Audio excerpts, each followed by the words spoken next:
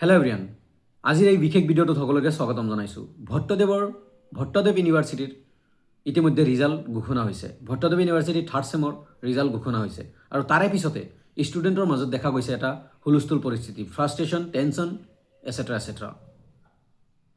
Hello' everyone, এই ভিডিঅ'টোত সকলোকে স্বাগতম জনাইছোঁ। যিবোৰ ষ্টুডেণ্ট ভট্টদেৱ ইউনিভাৰ্চিটিৰ আণ্ডাৰত আছা বা ভট্টদেৱ ইউনিভাৰ্চিটিৰ পৰা, সকলোলৈ এই ভিডিঅ'টো প্লিজ নিজৰ ভিডিঅ'টো চাই নিজৰ অপিনিয়নটো দিবা।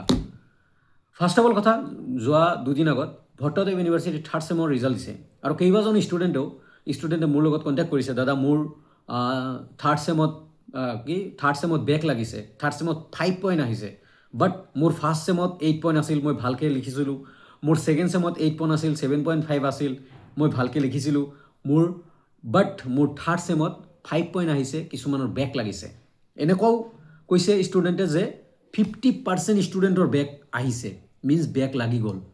50% যিমান ষ্টুডেণ্ট আছে তাৰে 50% ষ্টুডেণ্টৰ বেক লাগিছে। ইয়াৰ আঁৰত কি ঘটনা বা কিয় এনেকুৱা হ'ল? বহুত ষ্টুডেণ্টে কৈ আছে দাদা মোৰ ৰিজাল্ট ভাল হৈছিলে, মিনছ মোৰ এক্সাম ভাল হৈছে, মোৰ কিছুমান ক্ষেত্ৰত এবচেণ্ট আহিছে, মই এবচেণ্ট নাছিলোঁ, মোৰ এবচেণ্ট আহিছে, মই এবচেণ্ট নাছিলোঁ, মই এক্সাম দিছোঁ বাট এবচেণ্ট আহিছে। এক্সাম হলত নাথাকিলে এবচেণ্ট বুলি আহে, দেন মই এক্সাম দিছোঁ, হাউ ইজ ইজ পচিবল এবচেণ্ট অহাটো? আৰু যিমান ষ্টুডেণ্ট আছে 50%তকৈ অধিক ষ্টুডেণ্টৰ বেক লগাটো সঁচাইনে? যদি লাগিছে দেন কিয় লাগিল? ভাল ষ্টুডেণ্টৰ বেক লাগিল কিয়? এইটো কুৱেশ্যন মানুহৰ মাজত বা ষ্টুডেণ্টৰ মাজত এতিয়া হুলস্থুল ক্ৰিয়েট কৰিছে। চ' যিবোৰ ষ্টুডেণ্ট ভট্টদেৱ ইউনিভাৰ্চিটিৰ আণ্ডাৰত, কাৰ বেক লাগিছে, কি লাগিছে, কিয় লাগিল, কিয় হ'ল এনেকুৱা, তোমালোকৰ মতামত প্লিজ দিবা। কিন্তু এনেকুৱা হ'ব নালাগিছিলে। 2021-22 কথা, যেতিয়া মই BS কলেজত ইউনিয়নত আছিলোঁ, তেতিয়া গুৱাহাটী ইউনিভাৰ্চিটিয়ে একেলগে নিয়াৰলি 70% ষ্টুডেণ্টৰ বেক লগাই দিছিল। সেইটো এনেই লগাই দিছিল, অনেষ্ট কথা কৈছোঁ, এনেই লগাই দিছিল। আমি 2021-22 আমি গুৱাহাটী ইউনিভাৰ্চিটিত গ'লোঁ, আমি গৈছোঁ ডিফাৰেণ্ট গুৱাহাটী ইউনিভাৰ্চিটিৰ আণ্ডাৰত থকা ডিফাৰেণ্ট কলেজৰ ষ্টুডেণ্ট ইউনিয়ন আহিছে, তাৰেপিছত এটা ষ্ট্ৰাইক হৈছিলে। তাৰে পিছত অথৰিটিয়ে কৈছিলে যে আমাৰ কিবা এটা ভুল হৈছে আৰু তাৰে পিছত সেই ভুলটো শুধৰাই লৈছিলে। তেতিয়া প্ৰেচিডেণ্ট আছিল হেমেন দা, গুৱাহাটী ইউনিভাৰ্চিটিৰ প্ৰেচিডেণ্ট আছিল হেমেন দা, AGS আছিল ৰশ্মি কলিতা বাইদেউ। মই নাম এনেই লৈছোঁ আৰু। তো আমি মিটিং কৰিছিলোঁ সেই ইউনিয়ন বডিৰ লগত আৰু গুৱাহাটী ইউনিভাৰ্চিটি ইউনিয়ন বডিৰ লগত, আৰু ইউনিয়ন বডিয়ে মিটিং কৰিছিল গুৱাহাটী ইউনিভাৰ্চিটিৰ অথৰিটিৰ লগত, ৰিজাল্ট যিখিনিয়ে বনায় সিহঁতৰ লগত। তাৰপিছত এটা সিদ্ধান্ত আহিল যে কিবা নহয় কিবা লুফল আছে বা ভুল হৈছে, তাৰপিছত এইটো ঠিক হৈছিলে। সেনেকৈ ছেম টু ছেম মই চাই আছোঁ ভট্টদেৱ ইউনিভাৰ্চিটিতো সেনেকুৱা হৈছে নেকি?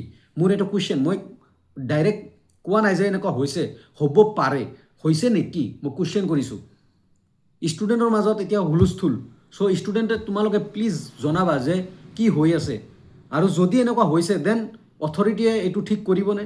বা 50%ৰ ওপৰত ষ্টুডেণ্ট, ছাপ'জ 100জন ষ্টুডেণ্ট, তাৰে 50জনৰ বেক আহিছে, যিবোৰ ষ্টুডেণ্ট 8.9 পইণ্ট পাইছে সেইবোৰ ষ্টুডেণ্টৰ বেক আহিছে। এনেকুৱা পৰিস্থিতি আগন্তুক দিনত কি হ'ব?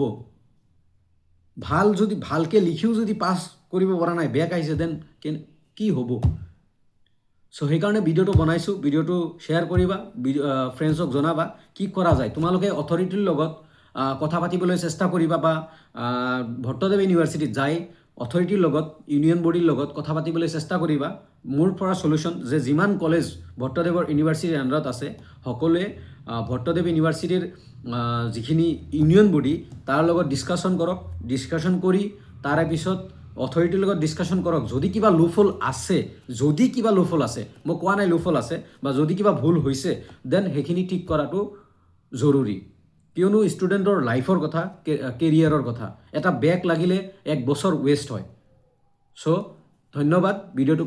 ভিডিঅ'টোত প্লিজ নিজৰ অপিনিয়ন দিবা, কি হৈছে, কি হোৱা নাই। যিবোৰ ষ্টুডেণ্ট বৰ্তমান এট প্ৰেজেণ্ট কলেজত পঢ়ি আছা ভট্টদেৱ ইউনিভাৰ্চিটিৰ আণ্ডাৰত, প্লিজ তোমালোকৰ অপিনিয়ন দিবা। ধন্যবাদ।